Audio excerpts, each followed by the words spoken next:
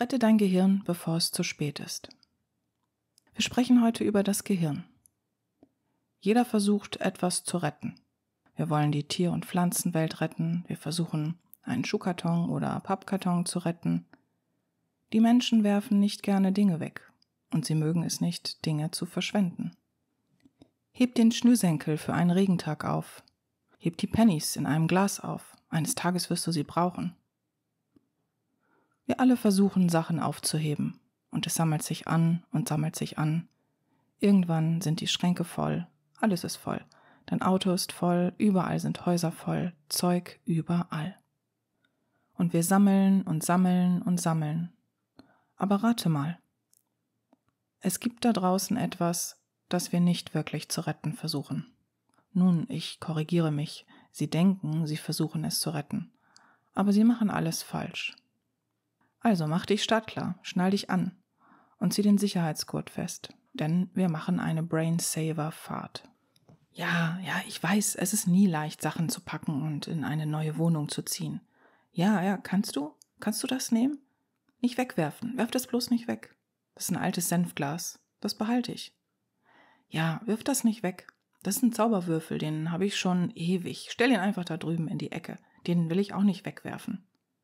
Versuchst du etwa meine ganzen Sachen wegzuwerfen? Mann. Was auf diesem Papier ist? Das ist nur ein alter Kaugummi. Ich habe ihn zur Erinnerung dahin geklebt. Ja, ich wollte es nicht wegwerfen.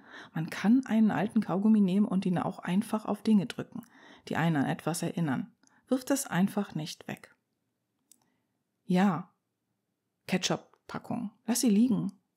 Nein, diese Schuhe, die habe ich vor 8 Jahren getragen. Vielleicht trage ich sie wieder. Ja, genau, vor 8 Jahren bin ich ständig in diesen Schuhen gerannt. Heb sie einfach auf. Sie riechen? Na und? Welche Schuhe riechen denn nicht? Also gut, ja, ich habe auch langsam Durst und Hunger habe ich auch. Das ganze Einpacken und Aufbewahren, das ist so stressig. Das alles zu organisieren, ich brauche irgendwas. Ich brauche was. Koffein brauche ich, ja. Ich brauche einen Kick. Irgendwas brauche ich jetzt. Nur ein Stück Schokolade vielleicht. Vielleicht doch etwas rauchen? Kombucha-Tee? Ja, hol mir auch einen aus dem Kühlschrank, klar. Und vielleicht, ich weiß schon, was ich will. Okay, ich fühle mich ein bisschen besser, okay. Ich will nur das ganze Zeug hier noch aufheben. Ich glaube, ich muss mir einen Cheeseburger bestellen. Hey, warte mal, wo willst du denn hin? Du willst mir nicht mehr helfen? Du gehst wandern? Oh, kann ich mitkommen? Du hast dich dein ganzes Leben lang darauf vorbereitet. Jeden Ratgeber, den du finden konntest, jede Geschichte, jede Volksweisheit, jedes Social-Media-Video über die Reisen anderer Menschen. Du hast sie alle studiert. Du wusstest, dass die Zeit für dich eines Tages kommen würde, rauszugehen an die frische Luft, die Natur genießen und deine eigene Traumwanderung zu verwirklichen. Jetzt musst du nur noch deinen Rucksack für den Tag mit den Dingen packen, von denen man dir gesagt hat, sie seien unverzichtbar. Karte und Kompass? Check. Wasser? Check. Proteinriegel? Check. Hut? Check. Handy? Check. Sonnenbrille, Ausweis, Erste-Hilfe-Set? Check, check, check. Ersatzkleidung, etwas Geld für den Notfall, Hausschlüssel, Autoschlüssel für die Rückkehr. Check, check. Jeder Gegenstand befindet sich an einem bestimmten Platz in deinem Wanderrucksack. Du weißt, dass es kein Kinderspiel sein wird. Die frischen Quellen könnten ausgetrocknet sein, weil dort eine Dürre herrscht. Steile Felsen, knifflige Pässe erwarten dich. Du hast von Leuten gehört, die sich dort oben verletzt haben oder Schlimmeres. Du hast die eine tragische Geschichte von dem Wanderer gehört, der nicht mehr zurückkam. Trotzdem bist du sicher, dass du es schaffen wirst. Du bist vorbereitet. Und die Aussicht, wenn du erstmal den Gipfel erreicht hast, rückt alles in die richtige Perspektive. Es wird sich alles lohnen. Dies ist deine Zeit. Es ist an der Zeit, den Weg zu gehen, den du schon immer wandern wolltest. Du kommst an dein Fahrziel und startest. Du fängst an zu laufen. Das Gestrüpp knirscht unter den Füßen. Du machst deine ersten Schritte auf dem Wanderweg. Der Geruch vom Moos trifft deine Nase, wenn du zum ersten Mal tief einatmest. Und Vögel, die fliegen überall herum. Sie stimmen eine Melodie an, um deine Ankunft anzukündigen. Zuerst bist du einfach nur in deine Tagträume versunken.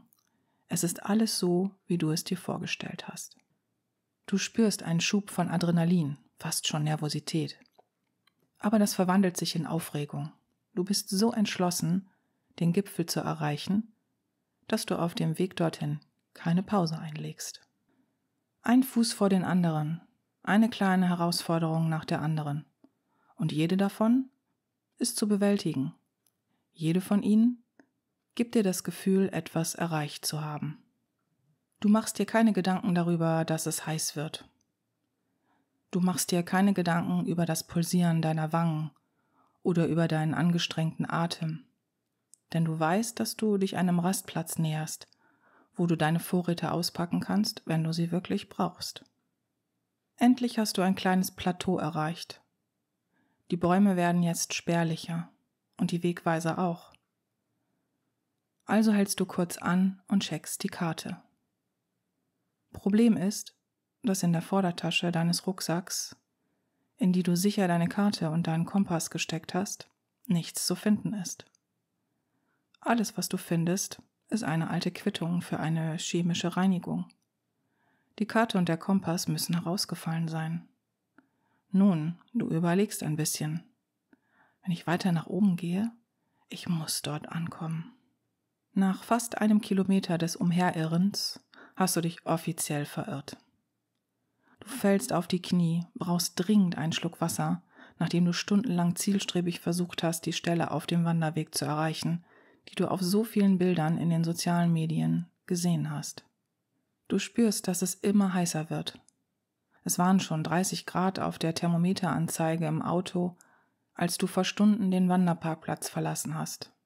Und selbst in dieser Höhe weißt du, dass es schon weit darüber hinaus gestiegen ist. Du greifst in die Seitentasche deines Rucksacks und deine Finger finden deine Wasserflasche dort nicht. Dein Herz rutscht dir in die Hose. Anstelle deiner Wasserflasche findest du nur ein Kaugummipapier. Du schwingst deinen Rucksack herum, um zu sehen, ob die Flasche nur verrutscht ist. Und jetzt siehst du deutlich, dass genau wie die Karte deine Wasserflasche nicht da ist. Du gerätst in Panik. Dann versuchst du, dich mit positiven Gedanken zu beruhigen. Du sagst dir, alles wird gut, alles wird gut. Mir wird es gut gehen, oder? Ja, es wird mir schon gut gehen. Und dann beginnen deine Muskeln zu zucken. Du sagst dir, wenigstens habe ich meine Snacks. Ich weiß noch, dass ich sie heute Morgen eingepackt habe. Aber als du das Fach aufmachst, fehlen deine Snacks und dein Essen. Die Proteinriegel, sie sind nicht da. Alles, was da ist, ist eine Büroklammer. Du fragst dich, warum ist hier eine Büroklammer drin? Und dann erinnerst du dich vage daran, dass du vor Jahren einen Haufen alter Büroklammern in dem Rucksack hattest. Draußen wird es immer heißer. Wenigstens kann ich mir mit meiner Mütze etwas Schatten spenden, während ich um Hilfe rufe. Aber du merkst, dass deine Mütze und dein Telefon auch nicht in deinem Rucksack sind. Stattdessen findest du eine Stiftkappe in einem alten Klebezettel von vor 3 Jahren, mit Notizen, die keinen Sinn mehr machen. Deine Angst steigt. Du fängst an, deinen Rucksack zu durchwühlen, auf der Suche nach irgendetwas, das dir helfen könnte. Du öffnest verzweifelt jeden Reißverschluss und kramst in jeder Ecke. Du schüttelst sogar deinen Rucksack aus, aber nichts Nützliches kommt zum Vorschein.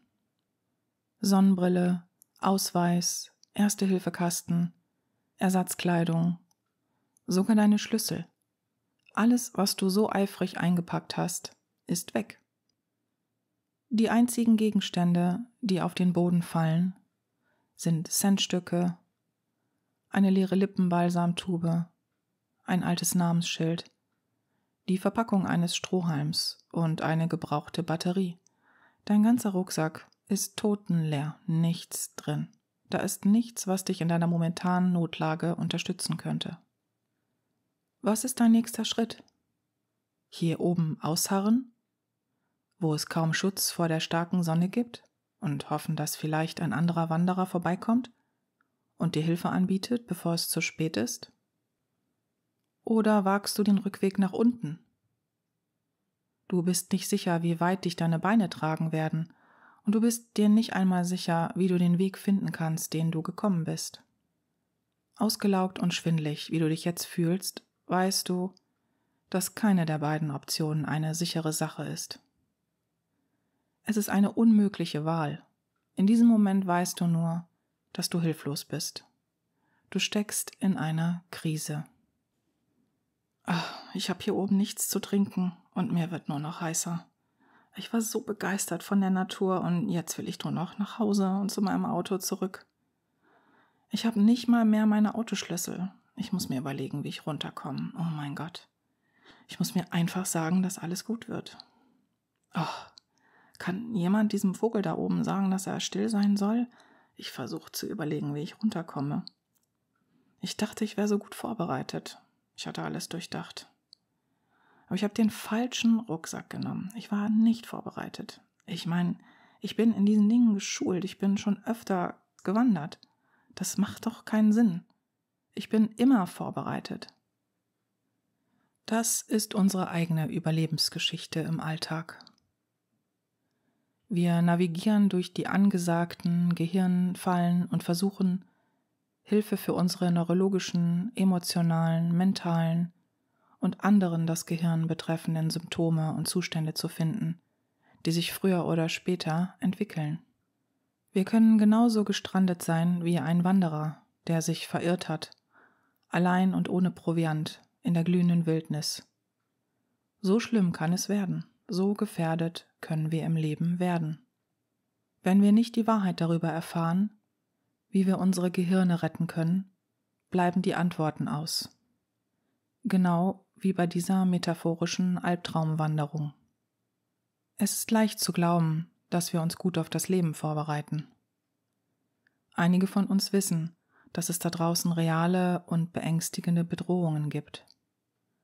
Alzheimer, Gehirntumore, die nächste Plage, um nur ein paar zu nennen.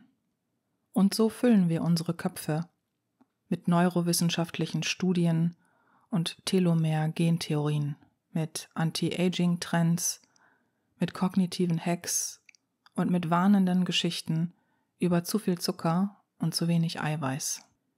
Wir packen das Wissen über das Gehirn weg, so wie wir unser Essen oder unser Wasser wegpacken oder ordnen, weil wir denken, dass wir uns so mit grundlegendem Gesundheitswissen darüber ausstatten, wie wir am besten für unser Gehirn und unseren Geist sorgen können.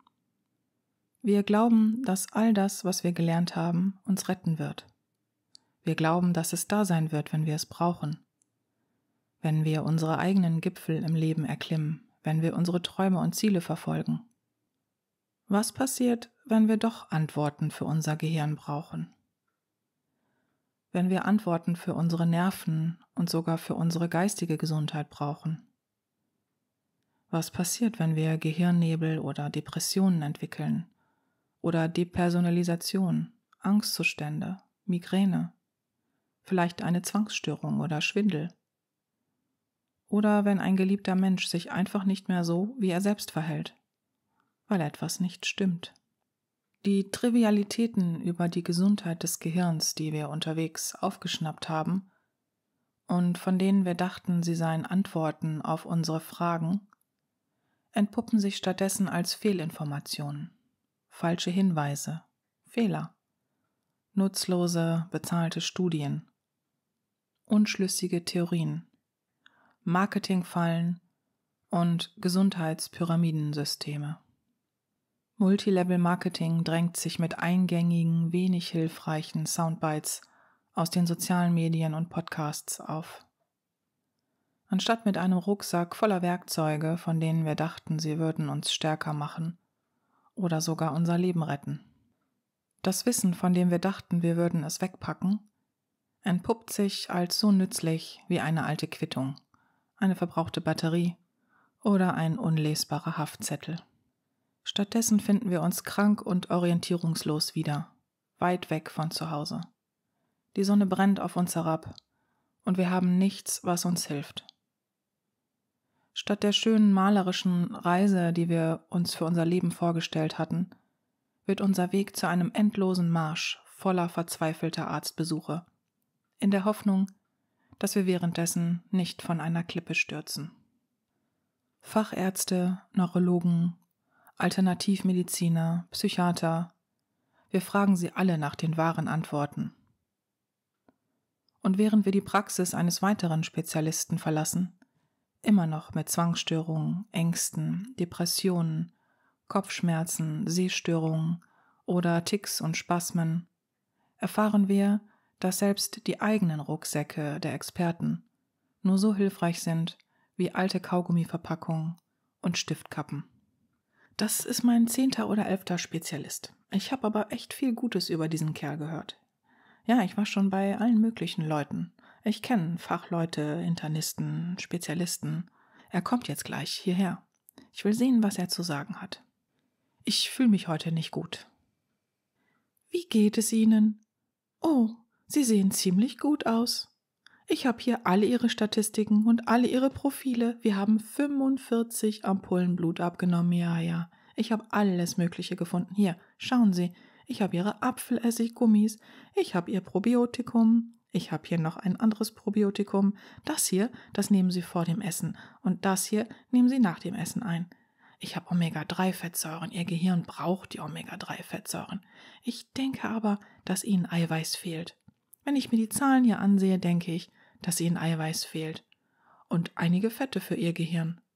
Ich weiß, ich habe hier noch etwas anderes für Sie. Das hier ist ein Präbiotikum. Oh, Vitamin D? Ja, Sie brauchen Ihr Vitamin D. Ich habe hier eine hohe Dosis Vitamin D für Sie. Haben Sie das schon probiert? Ein Mikrobiompaket. Sie nehmen das Mikrobiompaket morgens und Sie nehmen das Mikrobiompaket abends ein. Oh, allen unseren Leuten geht es hier besser. Ja. Was, Parasiten? Ja. Ich habe ein paar Parasiten in Ihnen gefunden. Ja. Jede Menge Parasiten in Ihrem Bauch. Oh, hoho. Diese Parasiten werden das Mikrobiompaket mögen. Und all die Fette. Und auch die Proteine. Alkohol? Nein. Halten Sie sich von Alkohol fern. Trinken Sie nicht so viel. Tun Sie es nicht. Seien Sie vorsichtig. Okay. Wir sehen uns morgen. Wir tauchen ein in die Brainsaver-Bücher. Die beiden gewaltigen Bücher über die Rettung unseres Gehirns wurden heute veröffentlicht. Eigentlich sollte es ein einziges Buch werden, aber sie konnten es nicht veröffentlichen oder drucken. Es war einfach zu groß. Also, tauchen wir in die Brainsaver-Bücher ein und wir kratzen dabei gerade mal an der Oberfläche. Los geht's. Erinnert ihr euch an die Wanderung, die wir vorhin gemacht haben? Gehen wir nun auf eine andere Version dieser Wanderung. Während du zu deinem Wanderziel fährst, trinkst du einen Kaffee mit Butter oder MCT-Öl, um dich zu stärken. Du kommst an, parkst dein Auto am Ausgangspunkt der Wanderung und startest. Du bist zuversichtlich, dass du für diesen großartigen Tag bestens vorbereitet bist.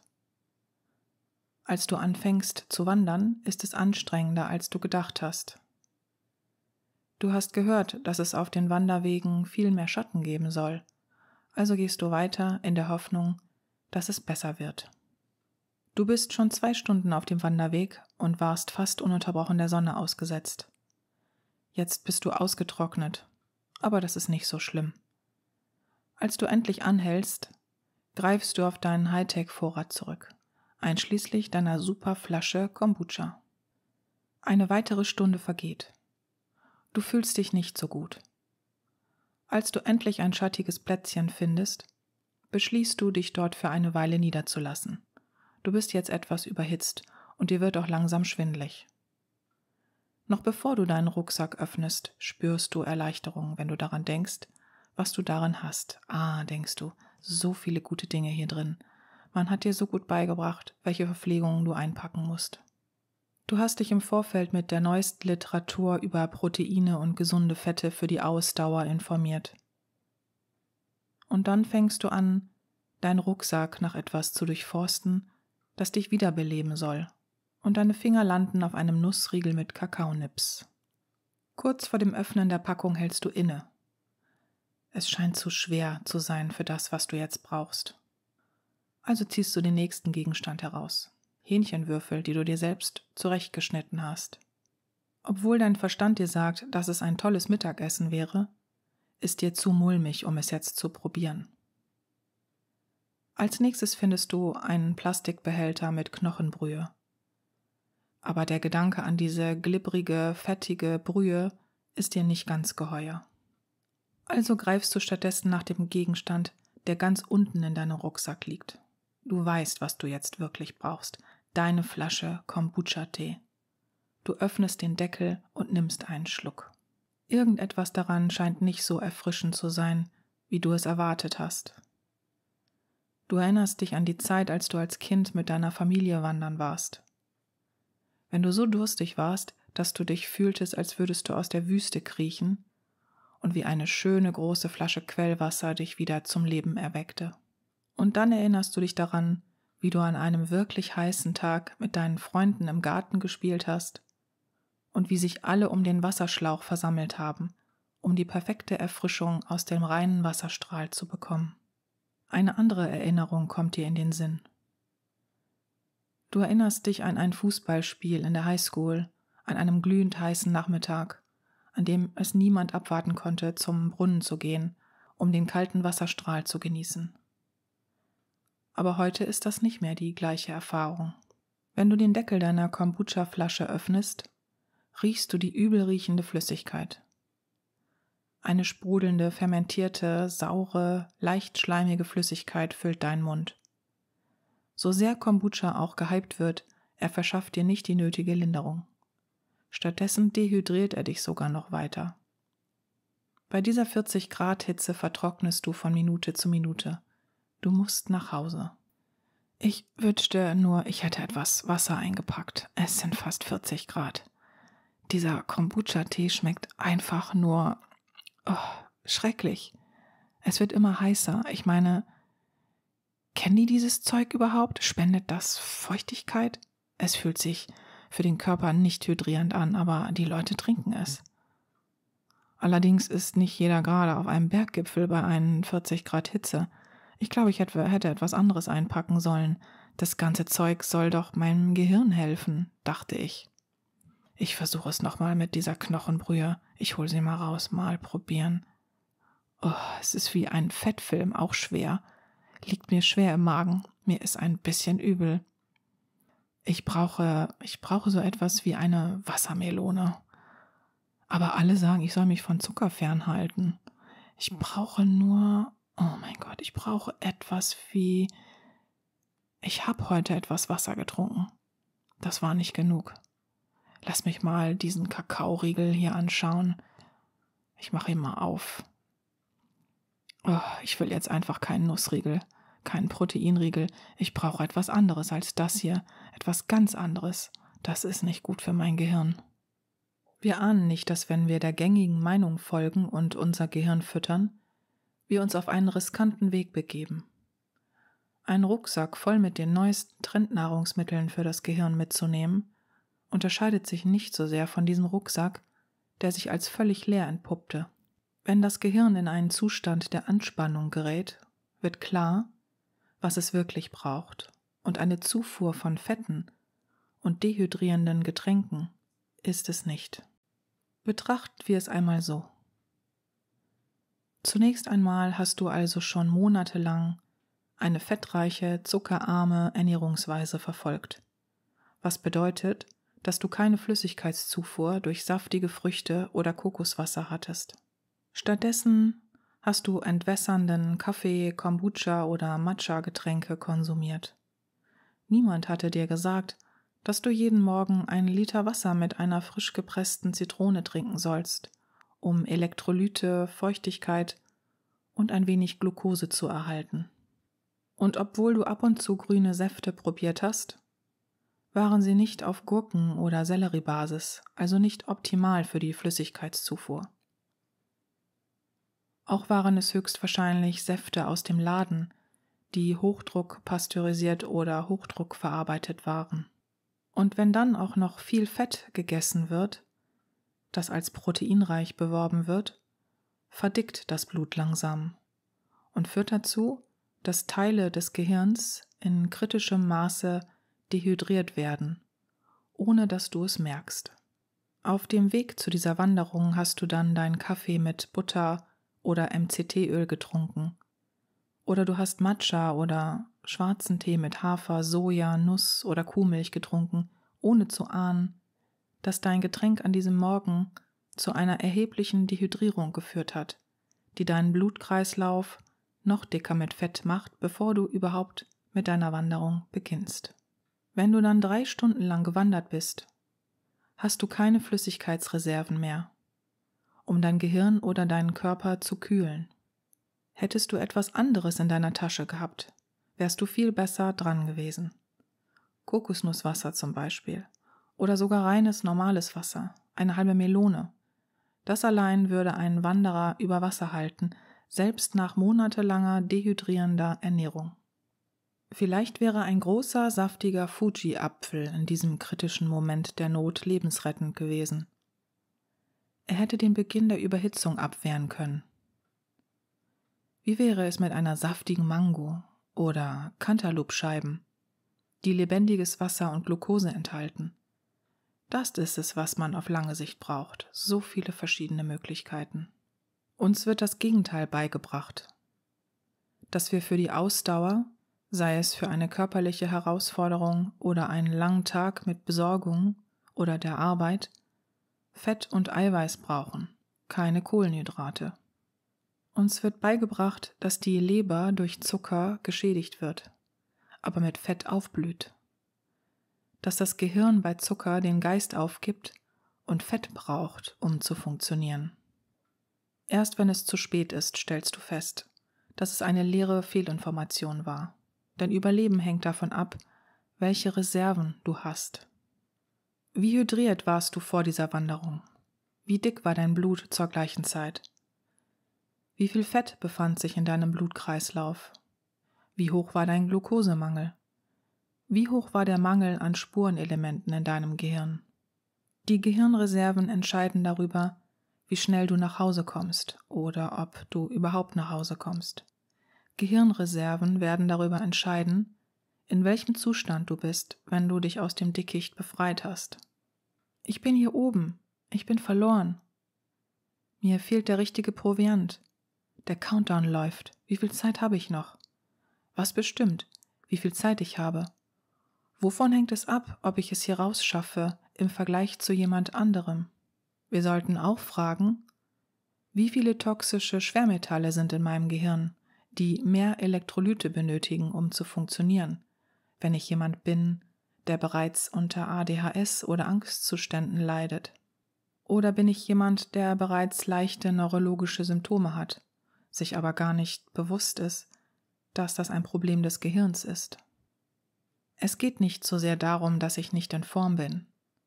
Wie viel Muskeln habe ich? Das ist nicht immer ausschlaggebend dafür, wie lange du durchhalten kannst. Du kannst ein drahtiger Mensch mit wenig Masse und Muskeln sein und dennoch mehr Reserven in deinem Gehirn haben, um länger durchzuhalten und ohne Verpflegung funktionieren zu können. Was dein Gehirn wirklich braucht, ist der nächste Teil der Medical Medium Brainsaver Bücher. Sieh dir beide an, Brainsaver und Medical Medium Brainsaver Protokolle. Sie sind jetzt erschienen.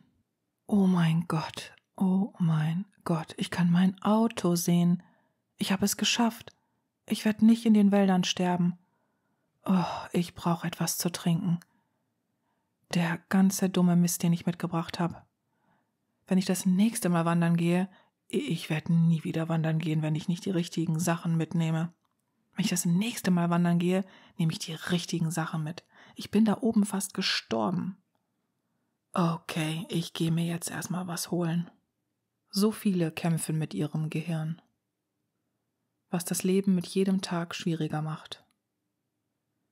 Die Hacks da draußen sind aus dem Ruder gelaufen, doch das Geld dahinter bringt sie immer wieder zurück. Nie endende Enttäuschungen, egal welcher Gesundheitsprozess. What? Oh Sir, Ma'am? Vielleicht ist es das. Die Industrie versucht uns zu stabilisieren mit Medikamenten, die uns befähigen oder leben. bis sich das Gehirn gerade so weit eingependelt hat, dass man wieder am Spiel des Lebens teilnehmen kann. Während man uns sagt, jetzt wirst du mehr als halb gesehen. Aber die ganze Zeit über bist du niemals verrückt. Die Wahrheit ist, wenn es um chronische Krankheiten geht, war die medizinische Industrie schon immer träge. Du erfährst es erst, wenn es zu spät ist. Du bist schutzlos und verletzlich. Vielleicht findet man es nie heraus und der Zustand des Körpers beginnt sich zu verschlechtern.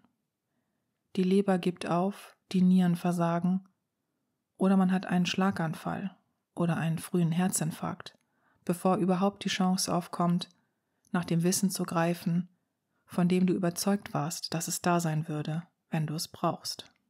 Du erkennst nie, dass deine Gesundheitskrise darauf beruht, dass dein ganzer Körper den Preis für eine Welt bezahlt hat, die völlig verwirrt darüber ist, wie man das Gehirn schützt. Lasst uns das ändern. In den Brainsaver-Büchern lernst du dein Gehirn kennen wie nie zuvor. Was genau unsere Neuronen verunreinigt, schädigt, verletzt, behindert, beraubt, ausbrennt und einschränkt. Wie kommt es dazu? Und wie erklärt das unsere individuellen Erfahrungen und Kämpfe?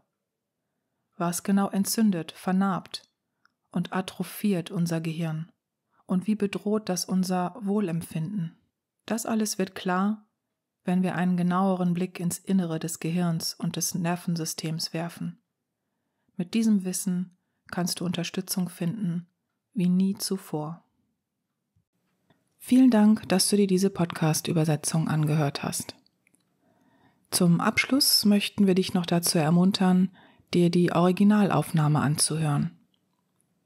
Denn es macht einen Unterschied, die Informationen aus der Originalquelle zu erhalten, auch wenn du noch nicht alles oder nur wenig verstehst. Und wer weiß, vielleicht gelingt es dir mit der Zeit sogar immer besser.